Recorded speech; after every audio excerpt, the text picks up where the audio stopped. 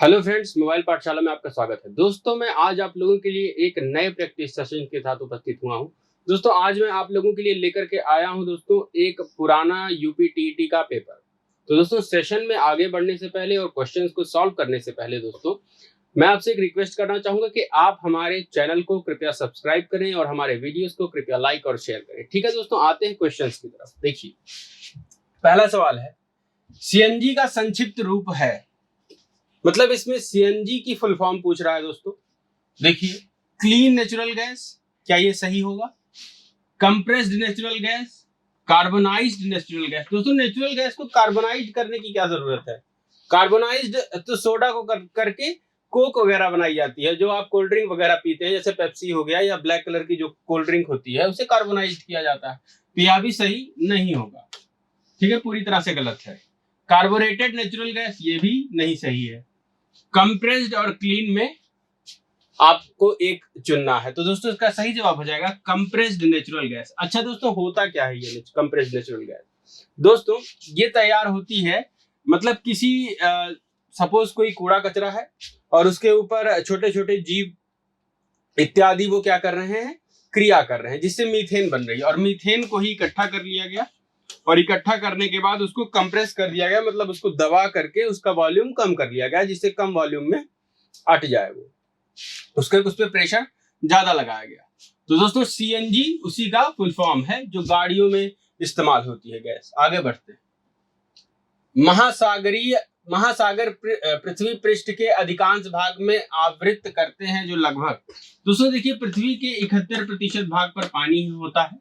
तो इसमें से आपको फ्रैक्शन या अनुपात के रूप में दे दिया है। 1/4 होता है दोस्तों 25%, 1/2 होता है 50%, और दोस्तों 2/3 आपका होता है 1/3 33.33, और 2/3 दोस्तों होता है 66.66। ठीक है, तो ये भी नहीं सही होगा दोस्तों। 3/4 ये लगभग 75% के बराबर होता है, तो यही सही जवाब होगा इसका। आगे बढ़ते हैं। ध्वनि या प्रदूषण मापा जाता है।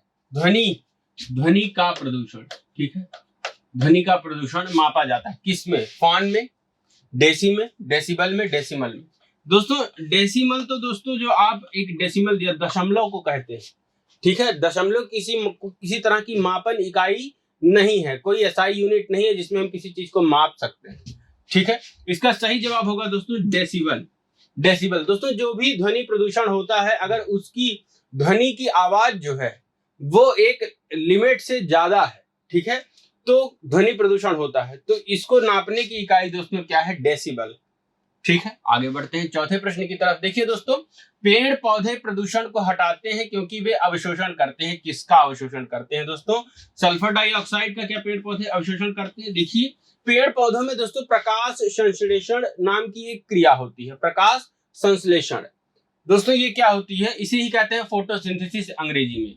ये देखिए, CO2 और पानी, ये दो चीजें मिला करके पेड़ क्या करता है कि सूर्य के प्रकाश में, मतलब के सनलाइट के प्रेजेंस में और क्लोरोफिल के प्रेजेंस में, ठीक है, क्लोरोफिल के प्रेजेंस में क्या बनाता है दोस्तों? ग्लूकोज बनाता है। C6H12O6 ग्लूकोज का फॉर्मूला है। ऑक्सीजन बनाता है और थोड़ा सा पानी भी बनाता है। तो दोस्तों, कार्बन डाइऑक्साइड ही रॉ मटेरियल है प्लांट का, जिससे वो अपना भोजन बनाता है। तो कार्बन डाइऑक्साइड गैस एक ग्रीन हाउस गैस है जो कि पर्यावरण को नुकसान पहुंचाती है, पूरे पृथ्वी के तापमान को ऊपर पहुंचाती है, जिससे कि हिमनद जो है वो पिघल रहे हैं, ग्लेशियर्स पिघल रहे हैं। तो दोस्तों, ये पृथ्वी के लिए बिल्कुल अच्छा नहीं। अगर पेड़ पौधे ज्यादा रहेंगे तो कार्बन डाइऑक्साइड का अवशोषण ज्यादा होगा। देखिए दोस्तों, इसका बी ऑप्शन सही जवाब हो जाएगा। आगे बढ़ते हैं पांचवें प्रश्न की तरफ। कीटनाशियों के अत्यधिक इस्तेमाल से क्या हुआ? कीटनाशक दोस्तों, कीटनाशक क्या होते हैं? कुछ ऐसे केमिकल्स होते हैं जो खेतों में कीट पतंगों को मारने के लिए, ठीक है, या जो कीट पतंगे खेतों पे रोग लाते हैं या फसलों को खा जाते हैं, बर्बाद करते हैं, उनको मारने के लिए कीटनाशकों का प्रयोग होता है। दोस्तों, यह कीटनाशक दो तरह के होते हैं। एक होता है जैविक कीटनाशक और एक होता है अजैविक कीटनाशक। जैविक कीटनाशक मतलब किसी जानवर के जो है यूरिन से या मूत्र से या उससे नीम से बनाया जाए। तो ये इस तरह के जो कीटनाशक आजकल लोग बना भी रहे हैं, प्रयोग भी कर रहे हैं, तो ये एक तरह के जैविक कीटनाशक हो गए दोस्तों। ठीक है, किसी जहरीले पौधे से बना लिया, तो ये जैविक कीटनाशक होते हैं। परंतु दोस्तों सबसे ज्यादा प्रयोग अभी खेतों में किसान जो प्रमुखता से करते हैं 95% या 99% मैं तो कहूंगा वो अजैविक कीटनाशक ही है। तो कीटनाशक अगर शब्द यहाँ पे लिखा है, कीटनाशी शब्द यहाँ पे लिखा है, तो अजैविक ही कीटनाशक, इसका तात्पर्य हम समझेंगे। दोस्तों कीटनाशक से क्या होता है, देखिए दोस्तों जब खेतों पे कीटनाशक डाल दिया किसान ने, तो कीटनाशक के डलने के बाद हो सकता है कि बारिश हो या किसान सिंचाई करे, सिंचाई के साथ या बारिश के साथ दोस्तों ये क्या होते हैं, मिट्टी पे पहुंच जाते हैं और मिट्टी के साथ ये भूजल में एंटर कर जाते हैं और किसको प्रभावित करते हैं दोस्तों, जल को प्रभावित करते हैं, जल को प्रदूषित करते हैं। इसीलिए खेती जहां पे ज्यादा होती है रासायनिक खेती, वहां का भूजल प्रदूषित हो जाता है, ठीक है, और कैंसर का भी कारण यह बनता है। तो जल प्रदूषण, कीटनाशी क्या है, वो जल प्रदूषण का कारण बनते हैं। आगे बढ़ते हैं अगले प्रश्न की तरफ, छठे प्रश्न की तरफ। देखिए दोस्तों यह है कि हवा में उपस्थित ऑक्सीजन की मात्रा होती है लगभग कितनी, दोस्तों 44%, 23%, 41%। दोस्तों देखिए 21% मैंने बताया था पिछले सेशन में, ठीक है, 21% वायुमंडलीय ऑक्सीजन की मात्रा होती है। तो दोस्तों 21% के नजदीक कौन सा, 20.99% कह लें या 21% कह लें, बात एक ही है। तो दोस्तों डी ऑप्शन इसका सही जवाब हो जाएगा। आगे बढ़ते हैं सातवें प्रश्न की तरफ। देखिए दोस्तों क्या है, विश्व उष्मायन के लिए निम्न में से कौन एक कारक है। दोस्तों जो पूरी पृथ्वी का टेम्परेचर या उष्मायन ऊपर की तरफ जा रहा है, लगातार बढ़ रहा है, उसके लिए कौन जिम्मेदार है, कौन जिम्मेदार है। वाहनों से निकली गैसें जिम्मेदार है, भट्टियों से निकली गर्म हवा जिम्मेदार है, पेड़ पौधे से निकली, दोस्तों पेड़ से तो ऑक्सीजन गैस निकलती है, तो वह कैसे जिम्मेदार हो जाएगी, क्या ऑक्सीजन एक ग्रीन हाउस गैस है, नहीं, ऑक्सीजन तो अच्छी गैस है, ठीक है, इसलिए वह जिम्मेदार नहीं होगी। रसोई गैस इतनी मात्रा में पोल्यूशन नहीं करती, भट्टियों से निकली गर्म हवा इतनी मात्रा में पोल्यूशन नहीं करती जितनी वाहनों से निकली गैसेस करती हैं, ठीक है, और यह एक तरह से वैश्विक स्तर पर पोल्यूशन करती है, ठीक है, क्योंकि हर देश में आप देखिए गाड़ियां चल रही हैं, हर देश में कोई कार चला रहा है, कोई ट्रक चला रहा है, मोटरसाइकिल चला रहा है, उससे लगातार क्या है, ग्रीन हाउस गैसेस उत्सर्जित होती रहती है। क्यों, क्योंकि ज्यादातर गाड़ियों में दोस्तों जिस ईंधन का इस्तेमाल होता है वो कैसा ईंधन है, जीवाश्म ईंधन है, वह पेट्रोल है या तो डीजल है। तो दोस्तों उसके जलने से जो गैस उत्सर्जित होगी वह कैसी गैस होती है दोस्तों, ग्रीन हाउस गैस होती है, जो ओजोन लेयर के साथ जाकर के क्रिया करती है, जिससे ओजोन लेयर धीरे धीरे कट रही है और उसमें एक छेद हो गया है, ठीक है दोस्तों, जिससे पृथ्वी का टेम्परेचर ऊपर की तरफ जा रहा है। विश्व पर्यावरण दिवस मनाया जाता है, कब मनाया जाता है दोस्तों, दोस्तों आप ये तथ्य याद कर लीजिए कि विश्व पर्यावरण दिवस 5 जून को मनाया जाता है, ठीक है, 5 जून को मनाया जाता है विश्व पर्यावरण दिवस, ठीक है। आगे बढ़ते, बायोडीजल तैयार किया जाता है किससे, न्यूट्रिकुलेरिया, जेट्रोफा, देवदार, यूकेलिप्टस। दोस्तों आपने कभी देखा यूकेलिप्टस से किसी ने बायोडीजल तैयार किया हो या कोई तेल बनाया हो, या देवदार के पेड़ से, देवदार पहाड़ों पे पाया जाने वाला पेड़ है, तो बहुत पुराना पेड़ होता है, इसे तो काटना भी ऐसे पेड़ों को बहुत ही बुरा है, ठीक है, क्योंकि पारिस्थितिकी तंत्र बिगड़ जाता है। दोस्तों जेट्रोफा नाम का एक पौधा होता है, ठीक है, यह झाड़ी टाइप का पौधा होता है, इसमें एक बीज पाया जाता है, इसको कैस्टर ऑयल प्लांट भी कहते हैं। दोस्तों इससे तैयार जो तेल होता है वो तेल क्या कहलाता है, बायोडीजल कहलाता है। जो दोस्तों जब हम इस तेल से वैक्स को रिमूव कर लेते हैं तो इसको जेट इंजन में भी सीधे प्रयोग किया जा सकता है, तो बहुत ही उच्च क्वालिटी का तेल इससे प्राप्त होता है और ये एक तरह का बायोडीजल है, ठीक है। इससे डीजल की रेट कम हो सकती है अगर इसकी सही से बुआई की जाए, और दोस्तों इसे पैदा करने में ज्यादा पानी की भी जरूरत नहीं पड़ती, ज्यादा खाद की भी जरूरत नहीं पड़ती। ये नेटिव पौधा कहाँ का है दोस्तों, तो यह अमेरिका उपमहाद्वीप का, दोस्तों खास करके उत्तरी और कुछ उत्तरी हिस्से में, कुछ दक्षिणी हिस्से में, ठीक है, कुछ उत्तरी और कुछ दक्षिणी अमेरिका महाद्वीप के कुछ देशों में ये पाया जाता है, मैक्सिको में ये पौधा पाया जाता है, वहीं का ये नेटिव प्लांट है या वहीं का देशज प्लांट है, ठीक है। आगे बढ़ते हैं, विश्व ओजोन दिवस। दोस्तों विश्व ओजोन दिवस मनाया जाता है किस दिन, तो दोस्तों देखिए 16 सितंबर को विश्व ओजोन दिवस मनाया जाता है, ठीक है, 16 सितंबर को विश्व ओजोन दिवस मनाया जाता है। अच्छा इसे आप याद कैसे करेंगे, आप देखिए दोस्तों ऑक्सीजन का कोड क्या होता है? अगर जो दोस्त हमारे रीजनिंग पढ़ते हैं उन्हें पता होगा कि ऑक्सीजन का कोड क्या होता है।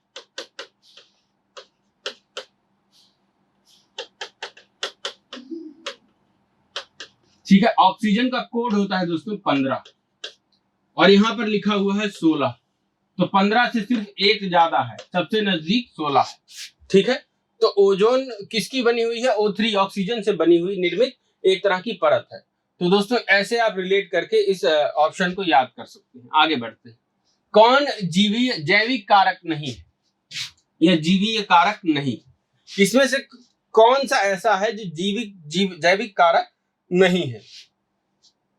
दोस्तों पेड़ पौधे, प्रस्तर, जंतु सूक्ष्म जीव या इनमें से कोई नहीं। दोस्तों प्रस्तर जो है वह जैविक कारक नहीं है। इसमें से आप जंतु और सूक्ष्म जीव देखिए बिल्कुल जैविक कारक है, पेड़ पौधे बिल्कुल जैविक कारक है, प्रस्तर किसी भी तरह से जीवन या जैविक चीजों से इसका कोई लेना देना नहीं होता है। ठीक है, देखिए दोस्तों जिन चीजों में जीवन पाया जाता है वही जैविक कही जाती है। अच्छा दोस्तों आप देखिए लकड़ी है, लकड़ी में क्या जीवन होता है? क्या मेज कुर्सी टेबल कोई भी ऐसी चीज है उसमें भले ही जीवन ना हो, परंतु दोस्तों उसकी प्राप्ति कहां से हुई है? हमें उसकी प्राप्ति एक जीवित चीज से हुई है, पेड़ से हुई है किसी जो कभी जीवित था। ठीक है, तो वह भी जैविक ही हो गई। आगे बढ़ते हैं 12वें प्रश्न की तरफ। कौन सा बांध भूकंप प्रभावित क्षेत्र में है? तो एक एक करके देखते हैं ये बांध है कहां पे। दोस्तों हुगली बांध बंगाल में है। ठीक है, थीन बांध दोस्तों ऊपर की साइड में है, पंजाब हिमाचल के क्षेत्र में। और सरदार सरोवर बांध, दोस्तों सरदार सरोवर बांध ये आपका नर्मदा नदी के ऊपर बना हुआ है। ठीक है, नर्मदा नदी के ऊपर बना हुआ है। टिहरी बांध दोस्तों कहां बना हुआ है? टिहरी बांध बना हुआ है उत्तराखंड में। भारत का सबसे ऊंचा बांध कौन सा है दोस्तों? तो टिहरी बांध। या भारत का सबसे बड़ा बांध दोस्तों कौन सा है? तो टिहरी बांध है। ठीक है, तो दोस्तों इसका सही जवाब हो जाएगा टिहरी बांध। टिहरी बांध, क्योंकि टिहरी बांध दोस्तों एक तरह से भूकंप प्रभावित क्षेत्र में मौजूद है। जो हिमालयी क्षेत्र है दोस्तों वो भूकंप प्रभावित क्षेत्र है। आपने मतलब कुछ वर्ष पहले देखा भी होगा कि नेपाल में एक बहुत ही बड़ा भूकंप आया था, तो वो हिमालयी क्षेत्र में नेपाल भी मौजूद है। इसी वजह से वहां पे इतना भारी भूकंप आया था, जो कि जिसकी स्केल थी 8 रिक्टर पैमाने का भूकंप आया था। ठीक है, आगे बढ़ते हैं दोस्तों। तो दोस्तों पर्यावरण, देखिए 13वां प्रश्न क्या है? पर्यावरण को बचाने चिपको आंदोलन से कौन सा राज्य जुड़ा हुआ है? दोस्तों चिपको आंदोलन था क्या? दोस्तों देखिए जब भी किसी क्षेत्र में विकास कार्य के लिए कोई योजना बनती है तो विकास कार्य के लिए थोड़ी जमीन भी चाहिए होती है और जमीन का साफ होना बहुत ही आवश्यक है। तो वहां पे क्या किया जाता है कि पेड़ पौधे इत्यादि वनों इत्यादि को काटा जाता है, जिससे कि वहां की पारिस्थितिकी तंत्र जो है पूरी तरह से तबाह बर्बाद हो जाता है। तो दोस्तों इसी से निपटने के लिए, इसी समस्या से लोगों को अवगत कराने के लिए एक आंदोलन छेड़ा गया। और यह आंदोलन छेड़ा दोस्तों किसने? सुंदरलाल बहुगुणा जी ने यह आंदोलन छेड़ा। तो चिपको आंदोलन से संबंधित व्यक्ति कौन है दोस्तों? सुंदरलाल बहुगुणा। रीता बहुगुणा जोशी दोस्तों जो है वो इन्हीं की बेटी है। ठीक है, ये एक तरह की राजनेता है। दोस्तों सुंदरलाल बहुगुणा उत्तराखंड के थे और उन्होंने ही चिपको आंदोलन छेड़ा था। दोस्तों चिपको आंदोलन में लोग क्या करते थे कि जब भी कोई पेड़ काटने आता था तो वो जाते थे और पेड़ को एक तरह से गले लगा लेते थे और पेड़ को काटने नहीं देते थे, पेड़ से जाकर के खुद ही चिपक जाते थे। ठीक है, आगे बढ़ते हैं। ट्रांसजेनिक बीज या टर्मिनेटर या बीटी बीज कहा जाता है। ठीक है, पर्यावरणविद विरोध कर रहे हैं, इसके क्या कारण है? दोस्तों देखिए जीएम क्रॉप्स होते हैं, एक तरह के क्रॉप्स होते हैं जीएम क्रॉप्स, ये जीएम फसलें, इन्हें कहते हैं जेनेटिकली मॉडिफाइड क्रॉप्स या जेनेटिकली मॉडिफाइड फसलें। दोस्तों ये क्या होती हैं? इन फसलों के आनुवंशिक गुणों में बदलाव कर दिया जाता है। जैसे कि आप देखिए कि धान की कोई फसल ले ली गई या बैंगन की कोई फसल ले ली गई, बैंगन की कोई बीज ले लिया गया। अब उसके डीएनए में इस तरह से बदलाव किया जाएगा कि वह कीट प्रतिरोधी बन के सामने आएगा। ठीक है, कोई ऐसा जहरीला पौधा है जो कि इसके अंदर ऐसे आनुवंशिक गुण हैं कि वह कीट पतंगों को स्वतः ही अपने आप से दूर रखता है, कुछ ऐसे केमिकल रिसाव वह करता है। दोस्तों ये गुण उस पौधे से उठा करके क्या किया गया? बैगन के अंदर डाल दिया जाएगा, तो बीटी बैगन इस तरह से तैयार हो जाएगा। इससे क्या होगा दोस्तों? कीट पतंगे उस बैगन में नहीं लगेंगे। लेकिन दोस्तों ऐसी फसलों के बहुत ज्यादा नुकसान भी है, क्योंकि जब किसी फसल के आनुवंशिक गुण के साथ हम छेड़छाड़ करते हैं दोस्तों, यह बहुत सारी समस्याएं मनुष्यों के लिए भी लेकर के सामने आते हैं, जैसे मनुष्यों में बहुत सारी हेल्थ रिलेटेड प्रॉब्लम्स या डिजीजेस, इस तरह की चीजें जो है आती, ठीक है। और वह पौधा भी तो एक तरह से जहरीला हो गया, तो मनुष्यों के लिए वह फायदेमंद नहीं रह जाता। अच्छा दोस्तों देखिए क्या है कि इसका विरोध कर रहे हैं, इसका क्या कारण है? स्वास्थ्य विरोधी, अप्राकृतिक छेड़छाड़, व्यापक परीक्षण ना होना। व्यापक परीक्षण भी नहीं हुआ दोस्तों, बीटी फसलों का व्यापक परीक्षण भी नहीं हुआ है। तो उपरोक्त सभी इसके कारण है, ठीक है, उपरोक्त सभी इसके कारण है, ठीक है। आगे बढ़ते हैं 15वें प्रश्न की तरफ। जल संरक्षण के लिए किस भारतीय पर्यावरणवादी को वाटरमैन ऑफ इंडिया या आधुनिक भारत का भागीरथी भी कहा जाता है? भगीरथ भी कहा जाता है, ठीक है, भागीरथ नहीं, भगीरथ, भागीरथ, ठीक है, बड़ी की मात्रा नहीं रहेगी। अच्छा दोस्तों इसका सही जवाब हो जाएगा राजेंद्र सिंह। राजेंद्र सिंह को वाटरमैन ऑफ इंडिया के नाम से भी जाना जाता है। जल संरक्षण, जल बचाव के अभियान को इन्होंने बहुत ही व्यापक पैमाने पर छेड़ा है। दोस्तों इनका किस राज्य से संबंध है? इनका संबंध है दोस्तों राजस्थान से, राजस्थान से, ठीक है। अच्छा दोस्तों राजस्थान में सबसे बड़ी लैंड लॉक्ड, मतलब कि अंतःस्थलीय खारे पानी की झील है दोस्तों। उस झील का नाम क्या है? राजसमंद झील। राजसमंद झील उस झील का नाम है। अच्छा दोस्तों राजस्थान में ही अलवर की पहाड़ियां हैं, अलवर की पर्वत श्रृंखला। दोस्तों भारत की सबसे पुरानी पर्वत श्रृंखला है अलवर की पर्वत श्रृंखला, अरावली की पर्वत श्रृंखला, या अलवर की आप कह सकते हैं अरावली, ठीक है, अरावली ज्यादा करेक्ट है। अरावली की पर्वत श्रृंखला भारत की सबसे पुरानी पर्वत श्रृंखला है। दोस्तों अरावली पर्वत श्रृंखला की सबसे ऊंची चोटी कौन सी है? तो गुरुशिखर पर्वत।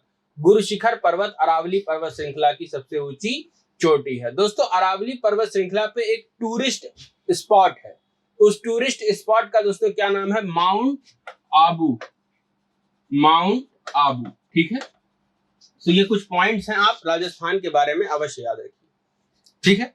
दोस्तों देखिए राजेंद्र सिंह इसका सही जवाब हो जाएगा। राजस्थान की कैपिटल क्या है दोस्तों? राजस्थान की कैपिटल है जयपुर। और दोस्तों राजस्थान के इस समय जो है मुख्यमंत्री कौन है? तो अशोक गहलोत हैं। और गवर्नर कौन है वहां के? तो कलराज मिश्र है। आगे बढ़ते, किसी जगह के फ्लोरा तथा फ्योना सूचित करते हैं। क्या सूचित करते हैं? फ्लोरा और फ्योना, मतलब यहाँ पे आपसे सीधे सीधे पूछा जा रहा है कि फ्लोरा और फ्योना शब्द का अर्थ क्या है, ठीक है। फ्लोरा, देखिए दोस्तों फ्लोरा से आप क्या समझते हैं, आप कैसे याद रखेंगे? फ्लोरा मतलब एक तरह से फ्लावर जैसा लग रहा है ये वर्ड, ठीक है, फ्लावर जैसा लग रहा है, जैसा लग रहा है फ्लावर से निकला हुआ वर्ड है, ठीक है, फ्लोरा। तो दोस्तों फ्लोरा का मतलब होता है पेड़ पौधे, ठीक है, या पत्तीदार पेड़ या पेड़ पौधे इत्यादि, इसे फ्लोरा कहते हैं। और फ्योना जीव जंतुओं को कहते हैं। तो इसका पहला ऑप्शन जो है वह सही ऑप्शन हो जाएगा, ठीक है। आगे बढ़ते हैं 17वें प्रश्न की तरफ। दोस्तों देखिए अधिकतर पेड़ पौधे पाए जाते हैं कहाँ पे? दोस्तों जलमंडल में क्या पेड़ पौधे ज्यादातर पाए जाएंगे? बिल्कुल सही जवाब नहीं होगा ये।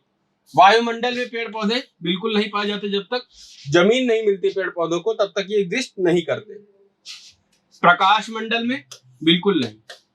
तो तीनों ऑप्शन यहाँ पे गलत हो गए, ठीक है। स्थल मंडल इसका सही जवाब हो जाएगा, ठीक है। आगे बढ़ते हैं। इको मार्ट उन भारतीय उत्पादों को दिया जाता है जो, दोस्तों इको मार्ट एक तरह का लोगो है, एक तरह का टैग है, या कौन देता है दोस्तों? भारत सरकार देती है। और अपने कुछ उत्पादों को, जैसे किसी कंपनी ने कोई उत्पाद बनाया, कोई खाद्य सामग्री बनाई, या सपोज किसी तरह का कीटनाशक ही बनाया, तो इको मार्ट उसको लेबल भारत सरकार देती है। अब इको मार्ट होता क्या है दोस्तों? देखिए यह होता है पर्यावरण के प्रति मैत्रीपूर्ण, मतलब कि जो भी उत्पाद है जो बाजार में बिक रहा है वह क्या पर्यावरण के लिए अच्छा है या बुरा है? क्या पर्यावरण को बिना प्रभावित किए हुए उसको बनाया गया है, या पर्यावरण को कम से कम प्रभावित किए हुए उसको बनाया गया है, ठीक है। तो जैविक उत्पाद होते हैं दोस्तों, वो क्या करते हैं? पर्यावरण को ज्यादा नुकसान नहीं पहुंचाते। या कुछ ऐसे प्रोडक्ट्स हैं जो आप ऐसा भी सोचिए कि कुछ प्लास्टिक की बनी हुई एक कुर्सी है, और दोस्तों उसको किससे बनाया गया है? कूड़े कचरे से निर्मित किया गया है, प्लास्टिक को रिसाइकिल करके रीयूज करके बनाया गया है, तो वह भी पर्यावरण के लिए अच्छी है।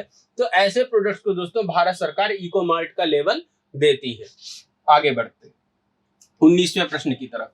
वायु प्रदूषण को कम किया जा सकता है? दोस्तों वायु प्रदूषण को कैसे कम किया जा सकता है, इसमें यह पूछ रहा है। वृक्षों द्वारा, मछलियों द्वारा, जंतुओं द्वारा, सूर्य प्रकाश द्वारा। दोस्तों सूर्य प्रकाश तो जितना आना है उतना आता ही है, उससे वायु प्रदूषण कम थोड़ी होगा। जंतुओं द्वारा क्या वायु प्रदूषण कम होगा? दोस्तों जंतु तो कार्बन डाइऑक्साइड गैस छोड़ते हैं, ठीक है, जब वो श्वसन क्रिया करते हैं, तो यहाँ से भी वायु प्रदूषण नहीं कम होगा। मछलियों द्वारा भी नहीं कम होगा, वृक्षों द्वारा कम होगा। कैसे कम होगा दोस्तों? क्योंकि कार्बन डाइऑक्साइड गैस जो है वह पेड़ पौधे सोखते हैं और कार्बन डाइऑक्साइड गैस का इस्तेमाल करके अपना भोजन स्वयं बनाते हैं। भोजन में वो क्या बनाते हैं दोस्तों? ग्लूकोज बनाते हैं। और क्या छोड़ते हैं वापस एटमॉस्फेयर में, ठीक है, वायुमंडल में कौन सी गैस रिलीज करते हैं? ऑक्सीजन गैस रिलीज करते हैं, ठीक है। आगे बढ़ते हैं 20वें प्रश्न की तरफ। महासागरों का जल वृद्धि का कारण है।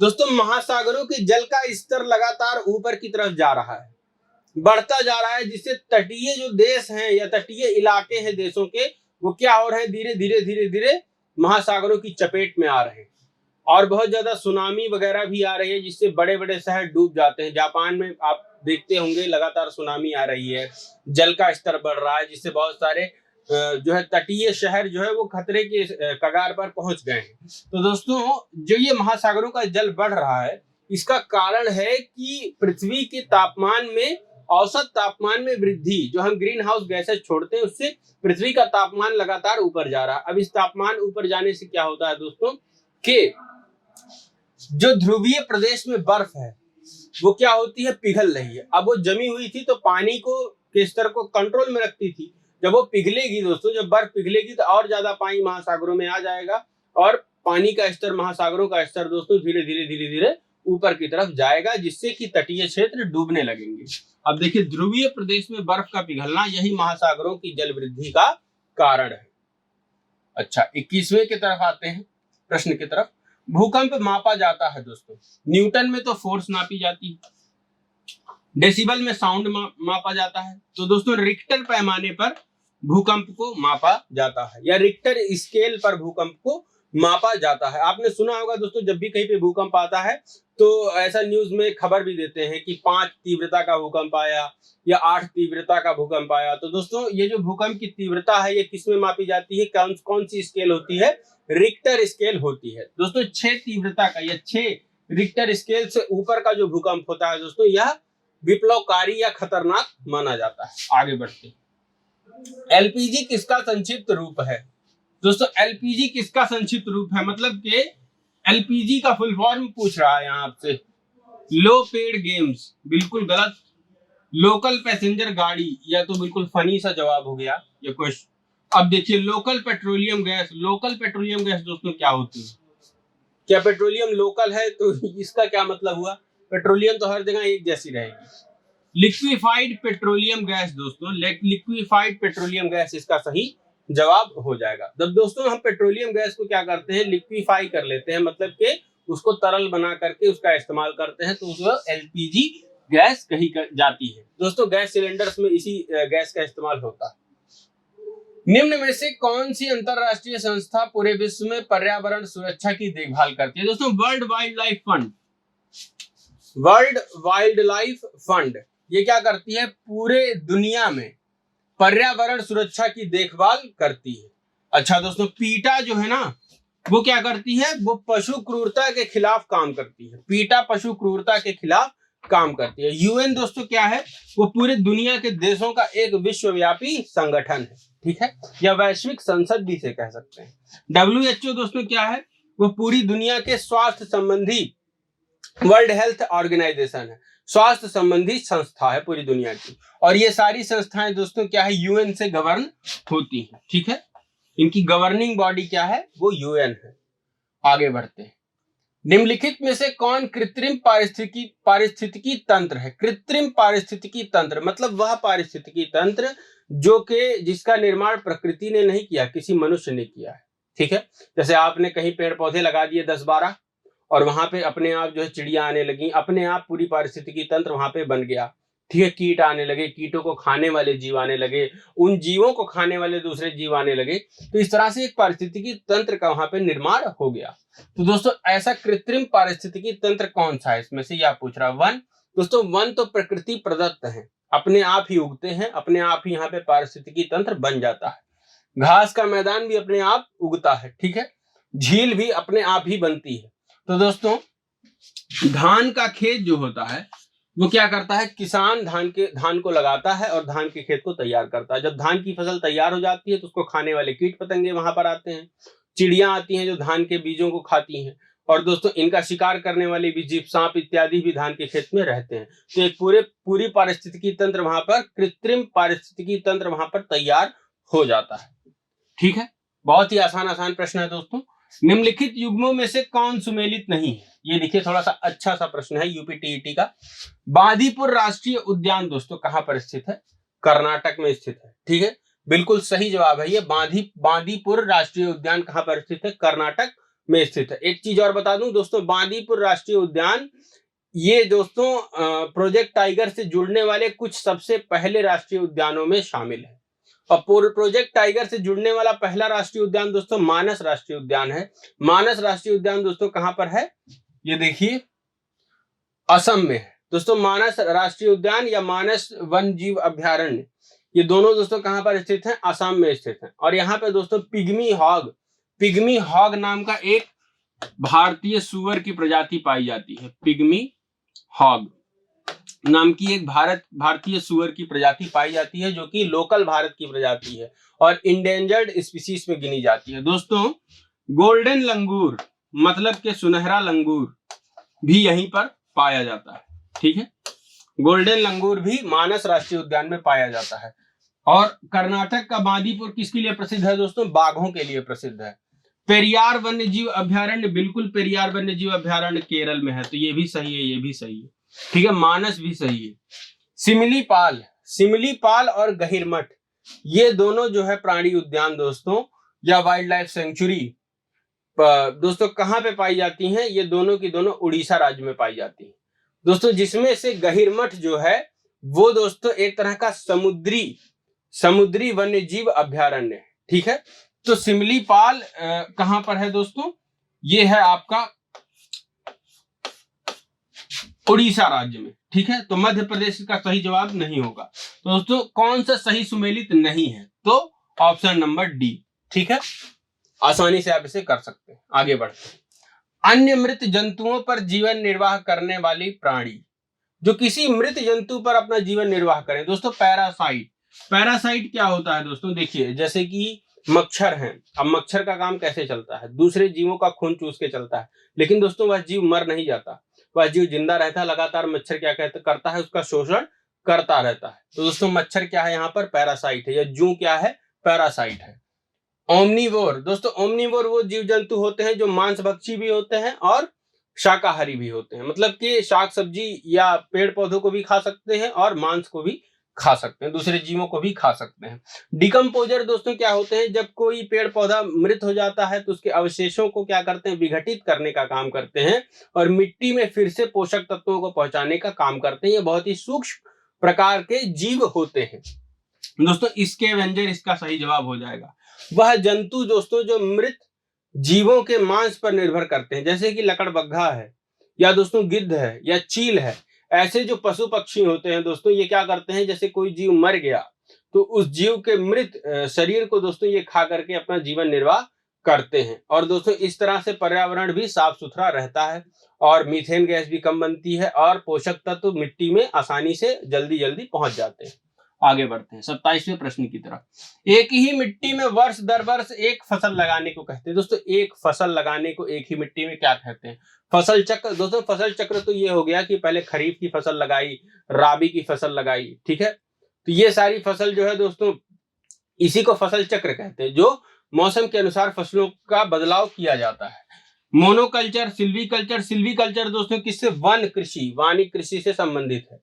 और दोस्तों मोनोकल्चर इसका सही जवाब हो जाएगा। जब एक ही फसल को हर वर्ष एक ही भूमि पर लगाया जाए तो उसे ही हम क्या कहते हैं? मोनोकल्चर कहते हैं। मोनो शब्द दोस्तों हमेशा एक चीज के लिए प्रयोग होता है, मतलब मोनो का मतलब होता है अंग्रेजी में सिंगल। ठीक है, इसका पर्यायवाची है सिंगल। डाई जहां पे आप देखेंगे इसका होता है डबल। ठीक है, ट्राई का ट्रिपल। ठीक है, पॉली का बहुसंख्यी, मतलब कि बहुत सारे, मेनी। आगे बढ़ते हैं 28, प्रश्न नंबर 28 या 28वां प्रश्न, अल्युमिनियम सल्फेट का प्रयोग किया जाता है दोस्तों। किस चीज में अल्युमिनियम सल्फेट का प्रयोग किया जाता है दोस्तों? देखिए, घरेलू पानी को साफ करने के लिए, जैसे पानी में कुछ मतलब ऐसे तत्व मिले हुए हैं, जैसे कि थोड़े मतलब भारी मेटल्स मिले हुए हैं उसमें, तो उसको अलग करने के लिए अल्युमिनियम सल्फेट अगर उसमें हम डाल देंगे तो क्या करेगा, कोएगुलेट कर देगा, मतलब उसका जमाव कर देगा, जिसे हम बाद में छान के अलग कर लेंगे।